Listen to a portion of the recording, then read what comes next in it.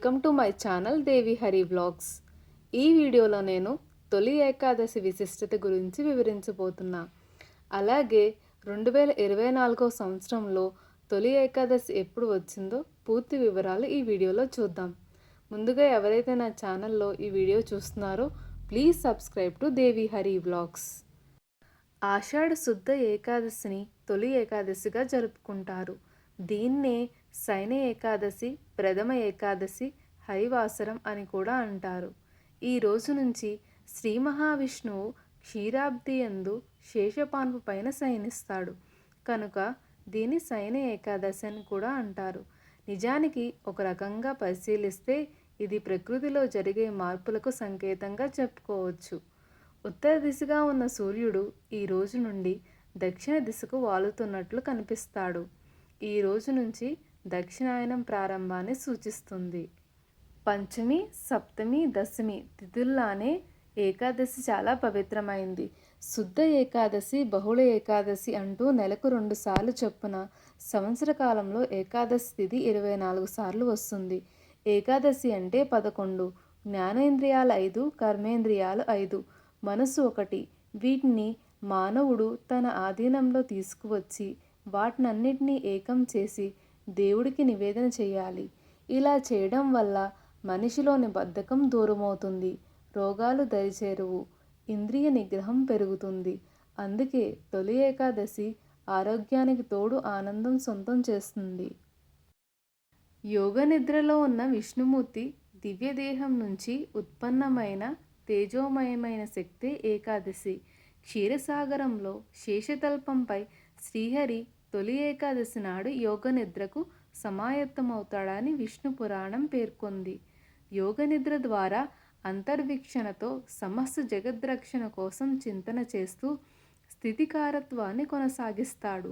తన అంతర్భాగంలో ఉన్న అఖిలాండ కోటి బ్రహ్మాండాన్ని సదా పరీక్షిస్తుంటాడు. క్రూరుడైన మురాసురుని సంహరించడం కోసమే ఏకాదశి విష్ణుశక్తిగా ఆవిర్భించింది. శ్రీ మహావిష్ణువు ధ్యాన పరంపర కార్తీక శుద్ధ ఏకాదశి వరకు అంటే తొలి ఏకాదశి నుంచి 4 నెలల పాటు కొనసాగుతుంది. ఆషాఢ శుద్ధ ఏకాదశి నాడు శ్రీహరి నిద్రకు ఉపక్రమించి భాద్రపద శుద్ధ ఏకాదశి నాడు పక్కకు ఒత్తిగిలి పడుకొని కార్తీక శుద్ధ ఏకాదశి నాడు మేల్కొంటాడు. ఈ 4 నెలలు సర్వులు విష్ణుమూర్తిని దీక్షతో ఆరాధిస్తారు. ఇదే చతుర్మాస్య వ్రతం. శ్రీ మహావిష్ణువు యోగ నిద్రలో ఉండడానికి ఒక కారణం ఉంది. లక్ష్మీదేవిని శంఖచక్రాలను ధరించినట్లే తనను ధరించమని యోగమాయ విష్ణువుని కోరగా తన కళ్ళలో దాచుకుంటానని వరమిచ్చాడు. అలా ఆషాఢ శుద్ధ ఏకాదశి నుంచి 4 నెలల పాటు యోగ నిద్రను తన కళ్ళలో దాచి ఆమెను తృప్తిపరిచాడు.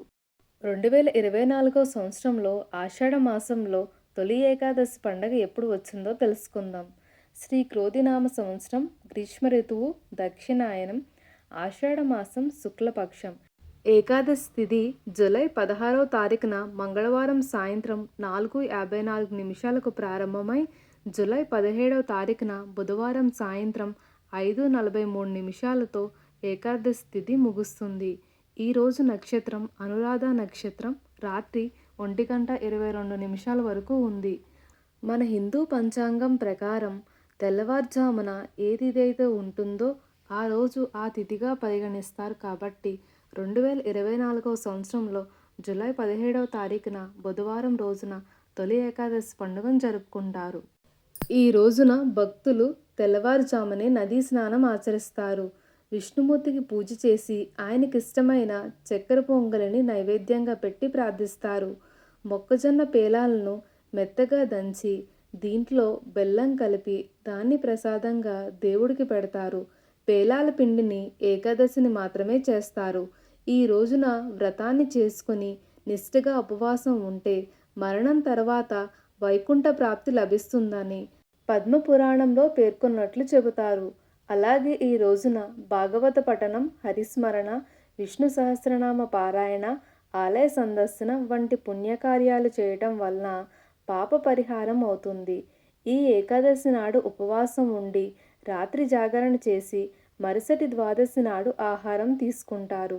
ఏకాదశి వ్రతమాచరించేవారు మాంసం, గుమ్మడికాయ, చింతపండు, ఉసిరి, ఉలవలు, మినుములతో వండిన పదార్థాలు తీసుకోకూడదని పెద్దలు చెబుతుంటారు. ఈ పర్వదినాన్ని కూడా రైతులు వేడుకలా చేసుకుంటారు. అతివృష్టి, అనావృష్టి లాంటి వైపరీత్యాలు జరగకుండా ఉండేందుకు ఈ పండుగను చేస్తారు. ఇదేనండి ఇవాల్టి వీడియో. ఈ వీడియో కనుక మీకు నచ్చితే please subscribe to Devi Hari vlogs and thank you for watching.